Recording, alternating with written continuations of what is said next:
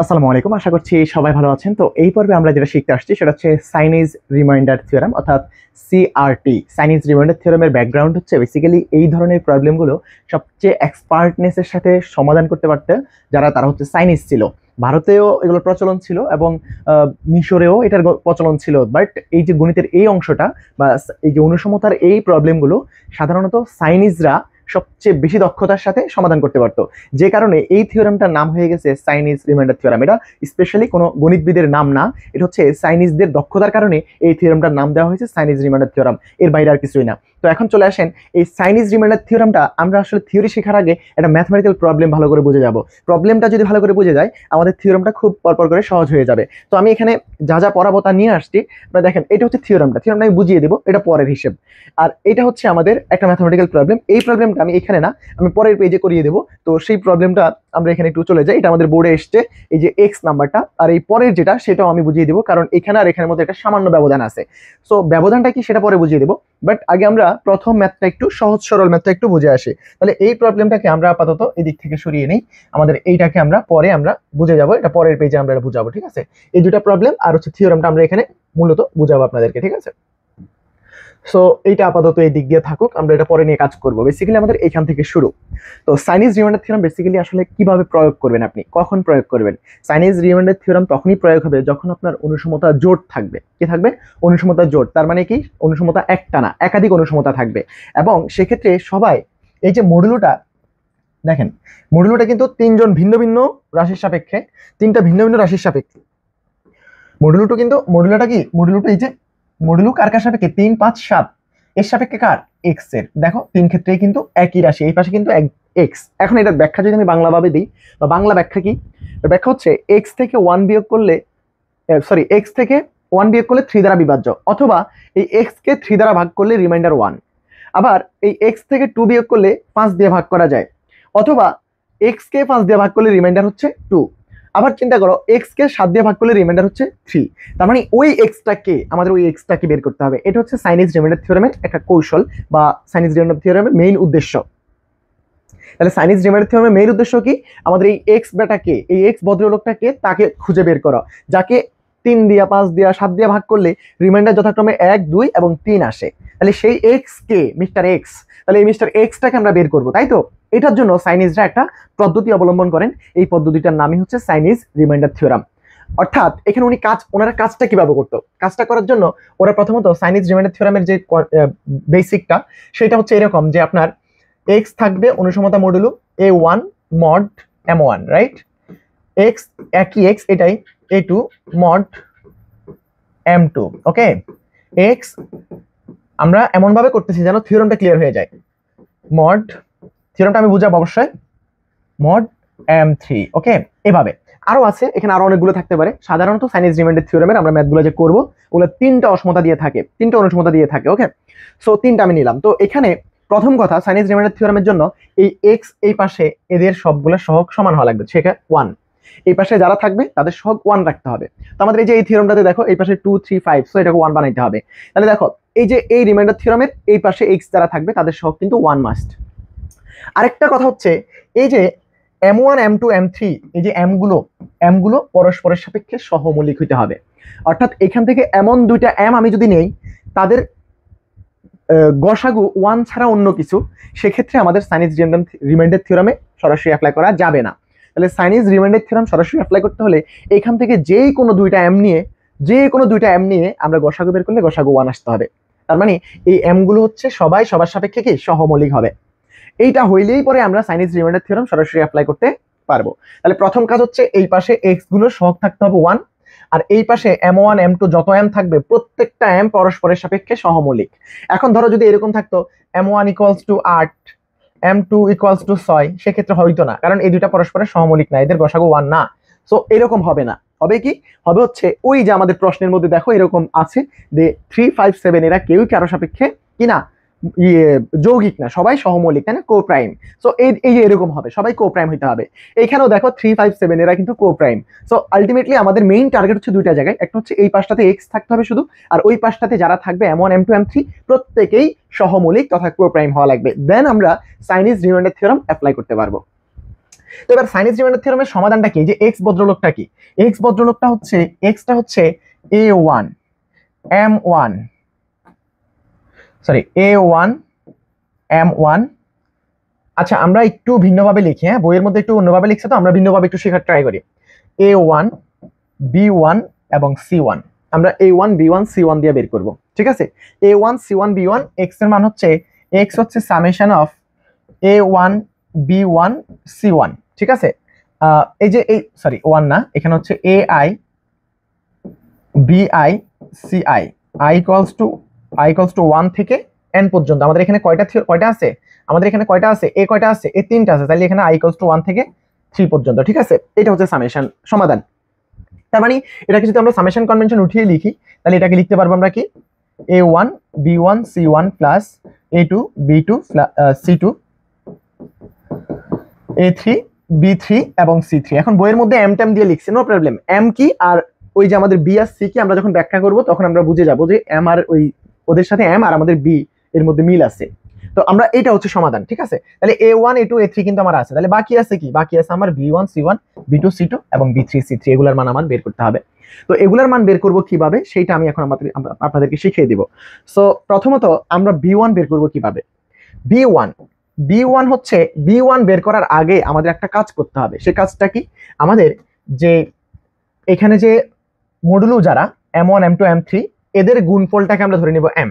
তাহলে মডুলোগুলোর গুণফল কি, যতগুলো মডুলো থাকবে অর্থাৎ m equals two m1 m2 m3 dot dot dot যতগুলো থাকবে, তো এখানে 3টা আছে, আমরা m3 নিব, ঠিক আছে। তাহলে প্রথম কাজ হচ্ছে mটা বের করব। তাহলে দেখেন আমি সমাধানটা আবার একটু বলি। আমরা প্রথমে সাইনিজ রিমাইন্ডার থিওরেম অ্যাপ্লাই করা যাবে কিনা এটা দেখব। দেখার জন্য কি করব, এক্স গুলা সিঙ্গেল আছে কিনা দেখব, এবং এই m1 m2 m3 যতগুলো থাকবে প্রত্যেকটা সহমৌলিক কিনা এটা দেখব। তো সহমৌলিক এগুলা সিঙ্গেল এক্স আছে, ওকে ফাইন, আমাদের এটা সাইনিজ রিমাইন্ডার থিওরেম অ্যাপ্লিকেবল।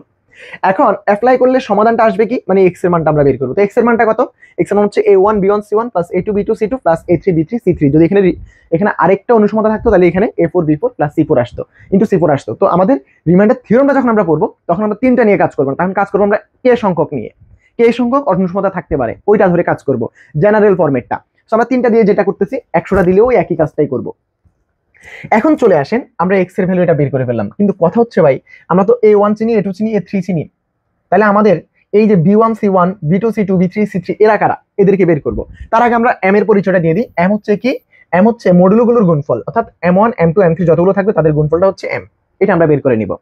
এবার আসেন b1, এই b1টা আপনাদের বইয়ে লিখছে হচ্ছে m1, হ্যাঁ আপনাদের বইয়ে লিখছে m1, আমরা m1ও যাব না x1ও যাব না, বইয়ের মধ্যে m1 x1 যেগুলো আসছে ওগুলো আমরা লিখবো না, আমরা b1টা মূলত বইয়ের x1, তো বইয়ের m1 সরি। তো b1 মানে কি, b1 মানে হচ্ছে এই যে আমাদের যে mটা আছে, এই mটাকে m1 দ্বারা ভাগ করব, mটাকে m1 দ্বারা ভাগ করতে, m1 m2 এগুলো তো আমরা চিনি। তাহলে b1 কি, mটাকে m1 দ্বারা ভাগ করব। তাহলে এই যে b2 একইভাবে বের করেন, b2 ইকুয়ালস টু কি m বাই m2, আবার b3 কি হবে m বাই m3। আশা করছি বুঝছি, এবার যতগুলো থাকবে ওগুলো আমরা বের করে ফেলবো। তাহলে আমার a1 a2 a3 আছে, b1 b2 b3 আমরা অলরেডি বের করে ফেলছি। এবার আসেন c1 কি হবে, তাই না। তো c1 এর জন্য আমাদের যে ফর্মুলা সেটা আমি ব্যাখ্যা করতেছি, পরে আমি অঙ্কটা করব। তো c1 অনুসমতা মডুলো, c1 এর বৈশিষ্ট্য এটা, c1 হবে c1 অনুসমতা মডুলো আমরা যে b1 বের করছি সেই b1 এর ইনভার্সের সাথে মড করলে m1টা আসবে, ঠিক আছে।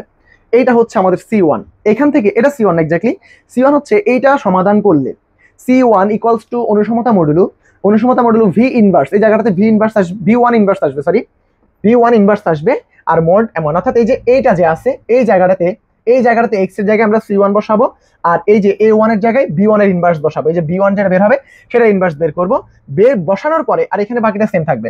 বসানোর পরে এটাকে যখন সলিউশন করব একেবারে সর্বশেষ এখানে যে রিমাইন্ডারটা আসবে সেই রিমাইন্ডারটা হচ্ছে আমার c1, এখানে রিমাইন্ডারটা কি আমার c1। এখন এই কথাটা বুঝতে গেলে আপনাদের বইয়ের মধ্যে এভাবে লিখছে, এটাকে লিখছে x1, c1 কে লিখছে কি x1। তাহলে আমরা যদি এটাকে বইয়ের ভাষায় বলি তাহলে এটা হবে x1, আর এটা বইয়ের ভাষায় ছিল হচ্ছে m1, তাহলে এটা হবে m1 এর ইনভার্স, আর এদিকে হচ্ছে মড m1, রাইট, বইয়ের ভাষায় এটা। তো এখান থেকে আমরা এই m1 ইনভার্সকে এই ভাষা পাঠিয়ে দিলে কি হবে, m1 x1 অনুসমতা মডুলো, এখানে হচ্ছে 1 মড m1, আপনাদের বইয়ে সরাসরি এটা লিখছে, এই লাইনটা সরাসরি বইয়ে লিখছে। সো আমরা এই লাইনটা লিখতে পারি, চাইলে আমরা এটা দিয়ে শিখতে পারি, আমরা আমার মতো যদি শিখতে চান তাহলে এটা দিয়ে শিখেন, আর বইয়ের সাথে মিলিয়ে নিতে পারেন, সমস্যা নেই। তো এটাকে যখন সলিউশন করব, এটা যখন আমরা একেবারে সিম্পলিফাই করব, একেবারে শেষ রিমাইন্ডার যেটা সেটাই হচ্ছে আমার ওয়ের x1 আমাদের c1।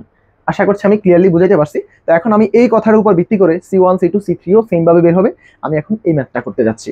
সো আপনারা এই ম্যাথটা আমি যতক্ষণ না শেষ করছি ততক্ষণ পর্যন্ত আমার সাথে থাকুন। আশা করছি আপনাদের কারো বুঝতে অসুবিধা হওয়ার কথা না। যদি কারো প্রবলেম হয়ে যায়, অসুবিধা হয়ে যায়, আপনারা অবশ্যই আমার সাথে কন্ট্যাক্ট করবেন। পার্সোনালি আমি আপনাদেরকে এটা বুঝিয়ে দেওয়ার চেষ্টা করব। আমাদের হোয়াটসঅ্যাপ নাম্বারে যোগাযোগ করবেন। ওকে, সো এবার আমরা ম্যাথটা খুব সহজেই সলভ করে ফেলবো এবং খুব অল্প সময়ের মধ্যে এটা সলভ করে ফেলতে পারবো। দেখেন, তো প্রথমত আমাদের কাজ কি? আমাদের কাজ হচ্ছে এটা দেখতে হবে এটা কি চাইনিজ রিমাইন্ডার থিওরাম অ্যাপ্লিকেবল কিনা। তাহলে আমরা এই যে এই অনুসমান্ত জোটটির এখানে x1 x আছে, সিঙ্গেল আছে, কোনো রকমের 2 3, এই যে এটার মতো করে 2 3 4 গুণ নাই। সো এটা জোটটি যেটা আদর্শ সেটাই আছে। তাহলে জোটটিকে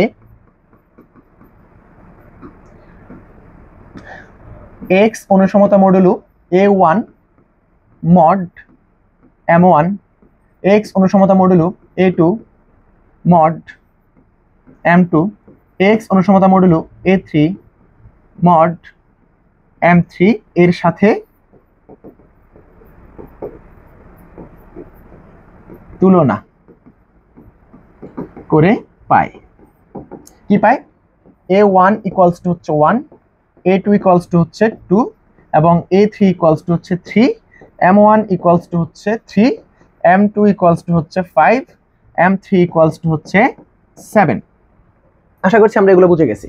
এবার আমরা দেখি প্রত্যেক প্রত্যেক mj এর গসাগু 1 কিনা। দেখো mij মানে হচ্ছে এই m গুলা যে কোনো দুইটা নিয়ে, তো তিনটা আছে, তিনটাকে আমরা দুইটা করে নিতে পারি কয় ভাবে? তিনটাকে আমরা দুইটা করে নিতে পারি হচ্ছে তিন ভাবে দুইটা করে নিতে পারি তিন ভাবে। মানে এটা হচ্ছে সমাবেশ, এটা কিন্তু বিন্যাস না, সমাবেশ আর বিন্যাসকে এটা ইন্টারমিডিয়েট শিখে আসছেন। তো এখন এই যে এখান থেকে আমরা যদি প্রথমে এই যে এই 3 আর 5 নিই, 3 5 এর গসাগু কিন্তু 1। আবার আমি যদি 3 আর 7 নেই, তারও গসাগু কিন্তু 1। আবার যদি আমি 5 আর 7 এর গসাগু করি, সেটাও কিন্তু 1। আর কোনোভাবে কি আপনি নেওয়া যাবে? আপনি নিতে পারেন 7 5 আর 5 7 তো একই কথা, এটার ভ্যালু কত? 1। তার মানে আমাদের এরা সবাই সহমৌলিক। তাহলে এখানে আমরা কি দেখলাম যে mij অর্থাৎ প্রত্যেক mj অর্থাৎ এই যে এই কথাটা mi এবং mj এই কথাটা ইকুয়ালস টু 1, এটা হয়েছে কিনা দেখেন তো হয়েছে। আপনি আর কোনোভাবে কি সাজাতে পারেন না? তাহলে এগুলা প্রত্যেকে সহমৌলিক। তার মানে কি? অর্থাৎ এখান থেকে আমরা বলতে পারি যেহেতু আমাদের এখানে প্রত্যেকটা mij অর্থাৎ এই যে এই প্রত্যেকটা জোড় m এর প্রত্যেকটা জোড় কি হয়েছে? সহমৌলিক হয়েছে। অর্থাৎ এখানে আমরা বলতে পারি অর্থাৎ প্রত্যেক mi, mj ইকুয়ালস টু 1। তাহলে এই ইকুয়ালস টু 1 এটার মানে হচ্ছে আমরা এখন চাইনিজ রিমাইন্ডার থিওরাম অ্যাপ্লাই করতে পারবো যেহেতু সহমৌলিক। ঠিক আছে, এটা হচ্ছে আমাদের শর্ত। তাহলে এবার আমাদের কাজ হচ্ছে কি? এখন m বের করে ফেলবো। অর্থাৎ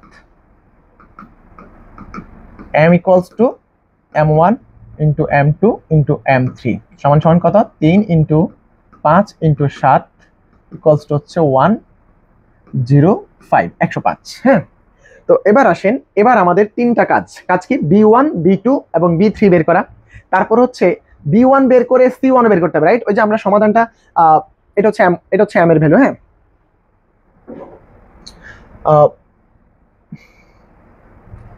এই যে এই মানটা বের করছি না, এবং x equals to a1 b1 c1 plus a2 b2 c2 plus a3 b3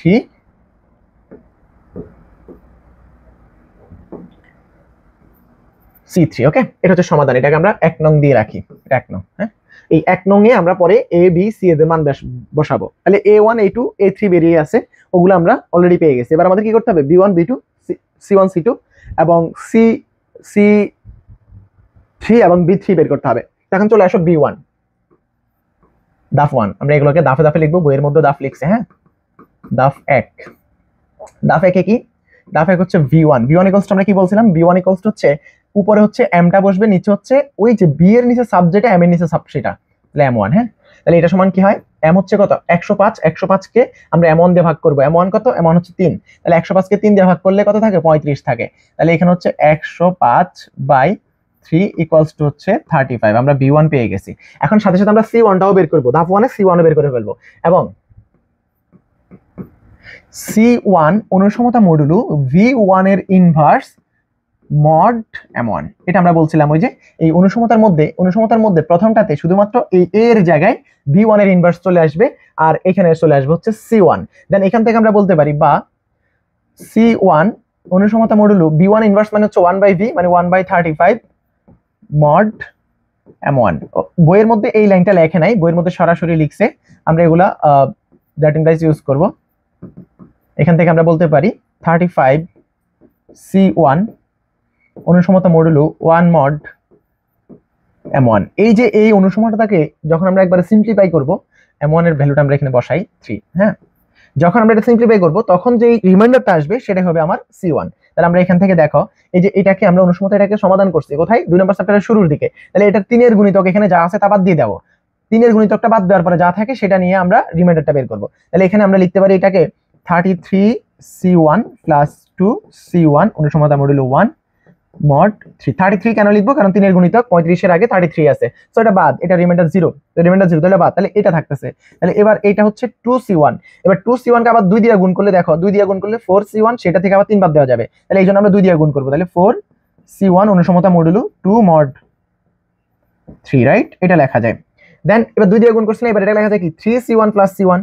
তাহলে 3C1 টাকে এটার মতো করে বাদ দিয়ে দিতে পারবো, তাহলে এখানে থাকবে হচ্ছে C1 অনুসমতা মডুলো 2 মড 3। তাহলে এখান থেকে বলতে পারি সুতরাং C1 ইকুয়ালস টু 2। এইভাবে আমরা C1 বের, এই যে এখানে রিমাইন্ডার যেটা আসবে ফাইনালি সেই রিমাইন্ডারটা, এই যে 4C1 মানে কি, 4C1 মানে হচ্ছে 3C1 প্লাস C1। তো 3C1টা এই যে এটার মতো করে আমরা বাদ দিয়ে দিয়েছি, বাদ দেওয়ার পরে শুধু C1 থাকে, আর C1 যখন চলে আসবে তখন যে রিমাইন্ডারটা থাকবে সেই রিমাইন্ডারটাই হচ্ছে C এর মান বা C1 এর মান। আশা করছি আমরা C1 বুঝে গেছি। তাহলে দেখো আমাদের এখন কি আছে, আমরা B1 C1 বের করছি দাফ 1 এ, তাহলে দাফ দিয়ে আমরা কি করব, B2 C2 বের করব, দাফ 3 তে B3 C3 বের করব, এবং সর্বশেষ 1 নং এর মধ্যে মানগুলো সব বসিয়ে দেব, আমাদের রেজাল্টটা চলে আসবে। এইটা হচ্ছে সাইনিজ রিমাইন্ডার থিওরেমের মেইন কনসেপ্ট। আমরা এখন দাফ 2 এ চলে যাই। দাফ 2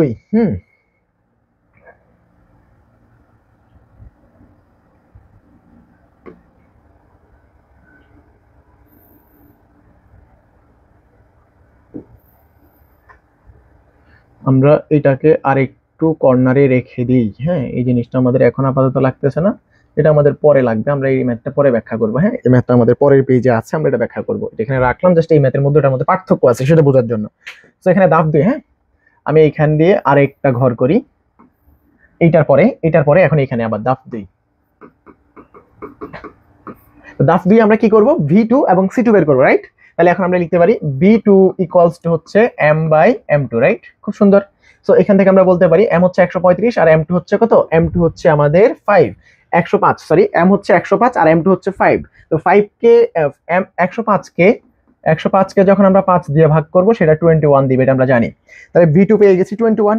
এখন আমরা লিখতে পারি কি, এবং C2 অনুসমতা modulo V2 inverse mod M2, এটা হচ্ছে আমাদের C2 বের করার ফর্মুলা।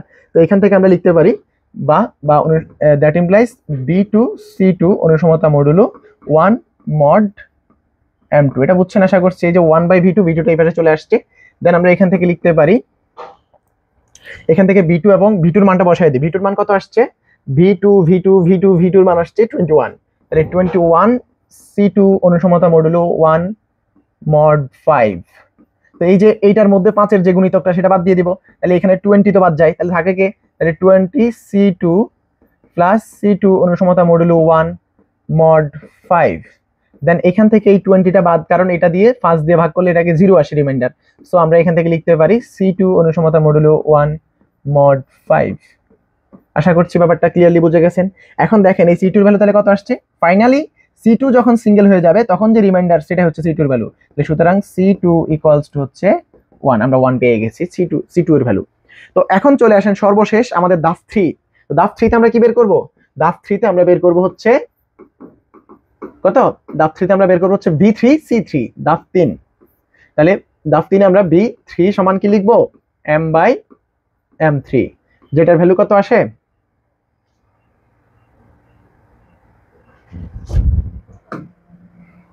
এটার ভ্যালু কত আসে, এখানে যদি আমি বসাই 105 আর এটা হচ্ছে M3 হচ্ছে 7, M3 কত 7, তাহলে 105 কে 7 দিয়ে ভাগ করলে 15 আসে। তাহলে 105/7 ইকুয়ালস টু হচ্ছে 15।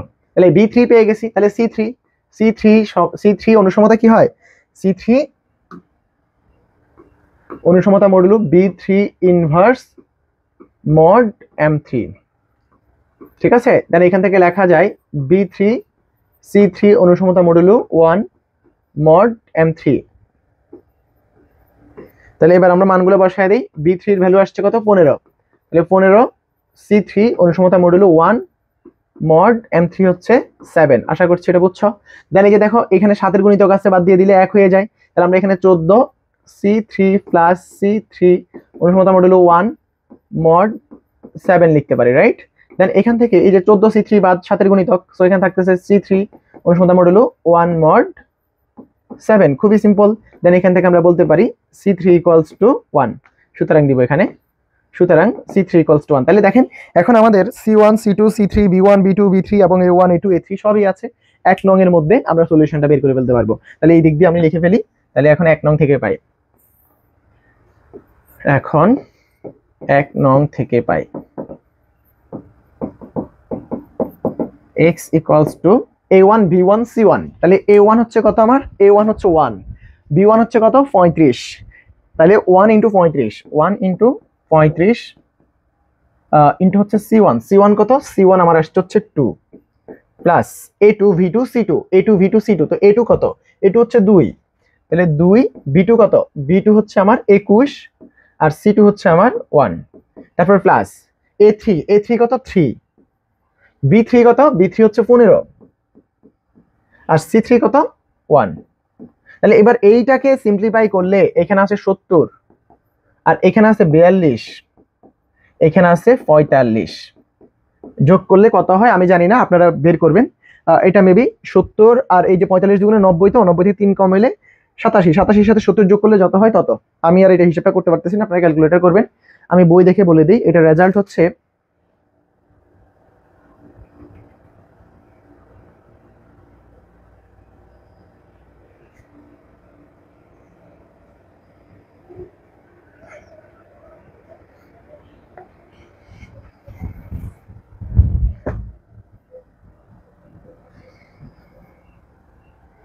তো এটা রেজাল্ট হচ্ছে কত, এটা রেজাল্ট হচ্ছে 157। এটা হচ্ছে x এর মান। এখন এটা হচ্ছে x এর বিশেষ সমাধান। হ্যাঁ, আমরা এবার সাধারণ সমাধান এটা বের করব না। তো সাধারণ সমাধানটা কত, সাধারণ সমাধানটা আমরা এখন আরেকবার বের করে ফেলি। তো এই সাধারণ সমাধান বের করার জন্য আমরা যে মেইন m পেয়েছি, তিনটা m এর m1 m2 m3 এর গুণফল করে যে আমরা mটা বের করেছি, সেই m এর সাপেক্ষে আমরা মডুলো তৈরি করব, সেই m এর সাপেক্ষে আমরা মডুলো করব, ঠিক আছে। তাহলে আমরা যেটা পেয়েছি 157, এই 157 এটাকে কার সাপেক্ষে বলছি, এটাকে আমরা ওই যে এখানে মড থাকবে হচ্ছে আমাদের যে m আসছিল, m যেটা সেটা দিয়ে। তো mটা কত ছিল 105, তিনটার গুণফল 105। তাহলে এইটা যদি হয় এখানে, এটা যদি এখানে হয়, তাহলে আমরা এটার মানে কি বুঝি, এই যে এটার মানে কি বুঝি, এটার মানে বুঝি হচ্ছে 105 দিয়ে এইটাকে ভাগ করলে রিমাইন্ডার যেটা সেটা এখানে বসবে। তাহলে 105 দিয়ে 157কে ভাগ করলে রিমাইন্ডার হচ্ছে কত 52, তাহলে এখানে চলে আসবে হচ্ছে 52। আশা করছি বুঝছেন, 157কে 105 দ্বারা ভাগ করলে রিমাইন্ডার কত 52 আসে, অর্থাৎ এই 52কে 157 থেকে বাদ দিলে 105 দিয়ে বিভাজ্য, রাইট। সো এটা আমরা করব। তাহলে আমরা এই সমাধানটা বের করার পরে জেনারেল ফরম্যাট যেটা সেটা বের করার জন্য আমরা কি করব, আমরা হচ্ছে ওই আমাদের যে mটা আসবে সেই m কে মডুলোতে বসাবো এবং এখানে হচ্ছে আমাদের এই x কে বসাবো, দেন এখানে রিমাইন্ডারটা অটোমেটিক্যালি আপনারা বের করে ফেলতে পারবেন। সো রিমাইন্ডার বসিয়ে দিলাম এন্ড এটাকে এখান থেকে আমরা কি বলবো, এই যে এই x এর জায়গায় এখানে কি x এর সর্বনিম্ন মান, এটা হচ্ছে x এর সর্বনিম্ন মান। তাহলে এখানে বলতে পারি সুতরাং x এর সর্বনিম্ন মান, সর্বনিম্ন ধনাত্মক মান এটা, হ্যাঁ সর্বনিম্ন মান 52, ঠিক আছে। আর সাধারণ সমাধান হচ্ছে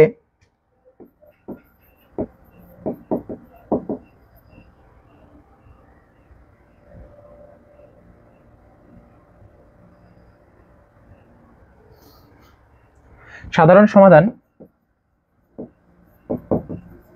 এখান থেকে বলবো, সাধারণ সমাধান হচ্ছে সাধারণ সমাধান x ইকুয়ালস টু যে মিনিমাম যেটা সেটা মানে x নট হচ্ছে 52 আর প্লাস হবে এই যে মডুলো যার সাপেক্ষে সেটার সাথে একটা ধ্রুবক, তাহলে 105 ইন্টু টি হচ্ছে একটা পূর্ণ সংখ্যা, ঠিক আছে? তাহলে এটা হচ্ছে সাধারণ সমাধান। তো আমরা এইটা আশা করছি সবাই বুঝে গেছি। এখন এইটা যদি বুঝেন, আমি আপনাদেরকে এইটাতে আর কিছুই বলবো না, আমি পরে আরেকটা ম্যাথ নিয়ে কথা বলি। এই যে আরেকটা ম্যাথ হচ্ছে এটা আমি অলরেডি করে রেখেছি। এটা হচ্ছে 16 এর আইএক্স অর্থাৎ 9 নাম্বার ম্যাথ। আমি এটা ওখানে দেখিয়েছি আগে, প্রথমে ব্যবধান ছিল একটু। পার্থক্যটা কি, এখানে 2x 3x 5x, আগেরটাতে x x x ছিল। তো এই 2x কে আমরা x বানাইতে হবে। তাহলে দেখেন আমার এই যে 3 দ্বারা 3 এর গুণিতকটা এখান থেকে বাদ দেওয়া যাবে। তার মানে এটা যদি আমি 2 দিয়ে গুণ করি 4x হয়, 4x থেকে 3x বাদ দিলে আর x থাকে, এই জন্য এটাকে 2 দিয়ে গুণ করে আমরা উভয়পক্ষে 2 দিয়ে গুণ করে 4x পাইছি। 4x থেকে 3x বাদ দিয়ে আর x যেটা সেটা রেখে দিলাম, আর এখানে 2 দিয়ে গুণ করাতে 2 হয়েছে। এখানে 3x, এখানে 5, তাহলে 5 দিয়ে এটাকে রিমাইন্ড ভাগ করা যায় না, তাহলে এটা 2 দিয়ে গুণ করলে 6x হবে। তো 6x থেকে 5x বাদ দিলে আর x থাকবে, আমাদের x আনতে হবে, টার্গেট এক পাশে x আনতে হবে, তাহলে আনলাম। এই জন্য এখানে 2 দিয়ে গুণ করে এই পাশে 2 দিয়ে গুণ করছি, 2 দিয়ে গুণ করলে 4 হয়েছে, আর এটাকে 2 দিয়ে গুণ করলে 6x হয়েছে। 6x থেকে আমি 5x বাদ দিয়ে শুধু x কে লিখতে পারি, কারণ ওই যে রিমাইন্ডার 0 যার তাকে বাদ দেওয়া যায়। তারপরে এই যে এখানে দেখেন 15x 5x, আর এখানে আছে 3, এখানে আছে 7, তাহলে 7 দিয়ে তো 5x বাদ যায় না, তাহলে 2 দিয়ে গুণ করলেও 1 থাকে না, তাহলে আমাদের লাগবে হচ্ছে শুধু x, তাই না? এই পাশে শুধু x লাগবে, তাহলে 3 5 15x, 15x কে আমি 7 দিয়ে ভাগ করলে আমার x থাকে, সেই কারণে আমি এখানে ওই 14x বাদ দিয়ে শুধু x লিখেছি। আমি এখানে গুণ করেছি কত দিয়ে, আমি এখানে গুণ করেছি 3 দিয়ে, তাহলে 3 5 15x, এই পাশে 9 হইছে না? ওই 9 যেটা 9 তো 7 দ্বারা বিভাজ্য, তো 9 7 দ্বারা বিভাজ্য মানে কি, রিমাইন্ডার যেটা সেটা আমি রেখে দিলাম 2, আর বাকিটা আমার ওই যে যারা বিভাজ্য তাদেরকে বাদ দেওয়া যায় সেই হিসেবে আমরা বাদ দিয়ে দিয়েছি। দেন এবার আমরা দেখেছি কি, আমরা এখান থেকে ওই যে M1 M2 এগুলো বের করে এই যে এদের এই 3 5 3 7 5 7 এরা সবাই কি পরস্পরের সহমৌলিক, সো আমরা বলতে পারি সাইনিজ রিমাইন্ডার থিওরাম এখানে অ্যাপ্রুভেবল। দেন আমরা জোটটিকে এটার সাথে তুলনা করে A1 A2 A3 বাকি কাজটা আগের মতো করে আমরা করেছি, একটু আগে যেটা করেছি সেটার মতো করে। তবে এখানে আমি আবার ওই B1 যেটা সেটাকে বলছি M1, আর C1 যেটা সেটাকে বলছি হচ্ছে V1। পার্থক্যটা হচ্ছে কি, আগেরটাতে আমরা A1 B1 এবং C1 করছি, এটাতে করছি হচ্ছে A1 M1 এবং হচ্ছে V1 দিয়ে করছি। তার মানে আপনি আগের অঙ্কটাকে এখানে জাস্ট আমি এখানে M1 M2 ইউজ করছি, বইয়ে আছে দেখে ইউজ করছি। আপনারা একটা M1 M2 দিয়ে করে দেখেন, আর আমি যেটা করেছি সেটাও করে দেখেন, আপনাদের যেটা ভালো লাগে সেটা করেন। বইয়ের মধ্যে V1 না লিখে X1 লিখছে, সো আপনি X1 চালিয়ে লিখতে পারেন, নো প্রবলেম। সমাধানের মধ্যে আইসা শুধু এই যে এখানে আমরা এই যে B1 এর জায়গায় X1 বসিয়ে দিব, আর কোনো পার্থক্য হবে না। দেন বাকি কাজটা ওই একেবারে আগের অঙ্কটাই, আমি আর কিছু বুঝাবো না এখানে। এবার আপনি দেখেন এই ম্যাথটা আর আগের ম্যাথটা বুঝার পরে আপনি এবার থিওরামে চলে আসেন, থিওরামের দিকে আসেন। থিওরামটা কি বলছে, থিওরামটা আপনি আশা করি এবার বুঝে যাবেন। দেখেন আপনাকে বলছে কি, সাইনিজ বাক্সের উপপাদ্য, যদি বর্ণনাটা শুনেন, যদি M M I এবং M J, তাহলে M I M J মানে কি, M I M J এটার মানে হচ্ছে যত রকমের M আছে, যতগুলো মডুলো আছে, প্রত্যেকটার যে কোনো দুইটাকে নিয়ে আমরা যদি গসাগু 1 পাই, অর্থাৎ তাদের যদি পরস্পরের সহমৌলিক হয়, প্রত্যেকটা M সহমৌলিক হওয়া লাগবে, এটার মিনিং হচ্ছে এটা। তাহলে M I J বলতে বোঝা হচ্ছে, আমি আবার M ধরো M1 আর M1 তো নিব না, M1 আর M1 নিব না, এই কারণে দুইটাতে ভিন্ন হবে, এই জন্য M আর I J লিখছে, M I J লিখছে। দুইটা ভিন্ন, যে কোনো দুইটা ভিন্ন M এর যে কোনো দুইটা ভিন্ন মডুলুর অনুসমত রিমাইন্ডার যদি GCD গরিষ্ঠ সাধারণ গুণনীয়ক মানে হচ্ছে গসাগু যদি 1 হয়, তাহলে যে কোনো দুইটা, আর যদি কোনো রকম 1 ব্যতীত অন্য কিছু চলে আসে, তাহলে আমরা বলবো যে এটা সাইনিজ রিমাইন্ডার থিওরাম এখানে অ্যাপ্লাই করা যাবে না, আমরা এটাকে পরে আবার চেঞ্জ করে আনতে হবে।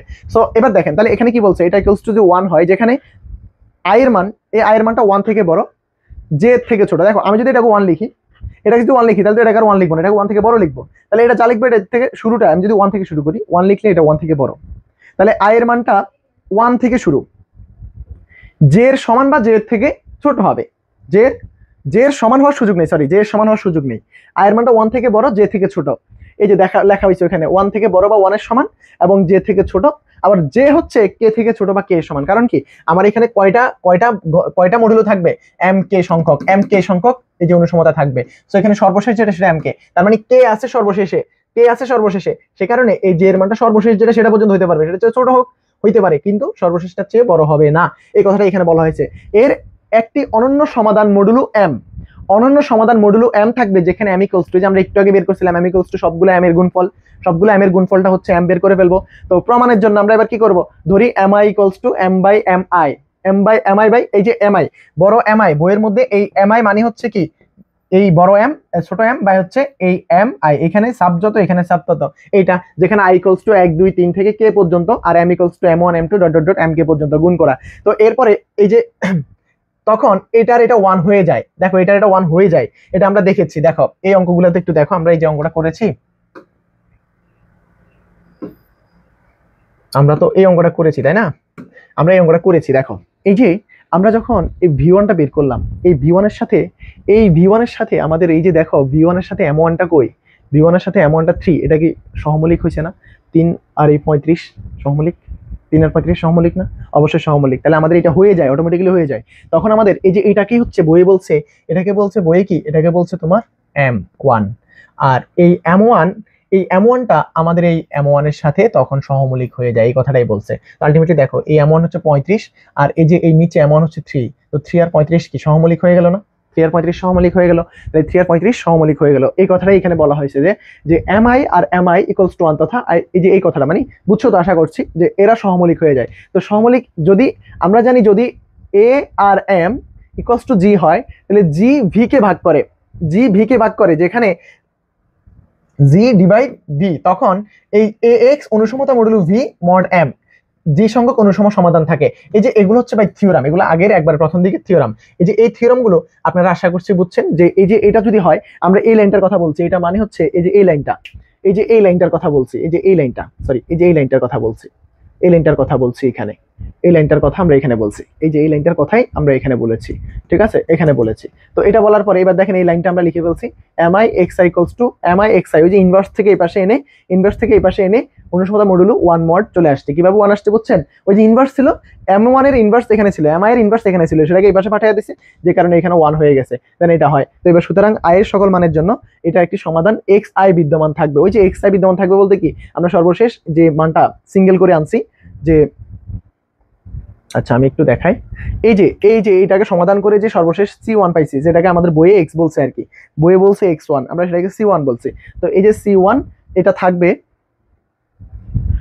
বই বলছে যে এই যে i এর সকল মানের জন্য এর একটি সমাধান xi, অর্থাৎ এই যে এইটাই তো আমাদের c1 ছিল, ci ছিল, তো এই ci এর বিদ্যমান থাকবে, ঠিক, অর্থাৎ m1 x1 ইকুয়ালস টু এটা, m2 x2 ইকুয়ালস টু এটা, m3 x3 ইকুয়ালস টু, এই যে বুঝছেন তো আমরা এই লাইনটা লিখছিলাম তিনটা আলাদা আলাদা ধাপে, শুরু লাইনটা এটা লিখেছি। তো প্রত্যেক mi এবং mj উৎপাদকগুলো ধারণ করে, যেখানে i j ইকুয়ালস টু এত।